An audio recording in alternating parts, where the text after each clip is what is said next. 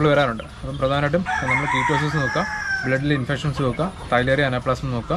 ഈ ഒരു 4 കാര്യങ്ങൾ ആദ്യം തന്നെ നമ്മൾ ഇല്ലാന്ന് ഉറപ്പ് വരുത്തുക. പിന്നെ കാൽസ്യത്തിൻ്റെ കുറവ്. 2-3 പ്രസവിച്ച പശുക്കളാണെങ്കിൽ കാൽസ്യം ഡൗൺ ആയിക്കഴിഞ്ഞാൽ ഫുഡ് എടുക്കത്തില്ല, പശു വീണു പോകും. അപ്പോൾ കാൽസ്യം കൃത്യമായിട്ട് അനലൈസ് ചെയ്യുക, കാൽസ്യം ഉണ്ടെന്ന് ഉറപ്പ് വരുത്തുക. ഇത്രയും കാര്യങ്ങളൊക്കെ ഉണ്ടെങ്കിൽ ഏകദേശം കവറാവും. പിന്നെ അതുപോലെ നമ്മൾ മാക്സിമം ആദ്യത്തൊരു 1-2 ആഴ്ചകൾ അല്ലെങ്കിൽ 1-2 മാസത്തേക്ക് നല്ല രീതിയിൽ ഫുഡ് കൊടുക്കുന്ന സമയത്ത് കൺട്രോൾ ചെയ്ത് കൊടുക്കുക. നമ്മൾ വാരി വലിച്ച് കൊടുക്കാതിരിക്കുക. കുറച്ച് ഫുഡ് കൊടുത്തിട്ട് നിങ്ങൾ കൂട്ടാൻ ശ്രമിക്കുക. പിന്നെ പുറത്തുനിന്ന് കൊണ്ടുവരുന്ന പശുക്കളാണെങ്കിൽ മസ്റ്റായിട്ട് ഇൻഷുറൻസ് എടുത്തിരിക്കുക.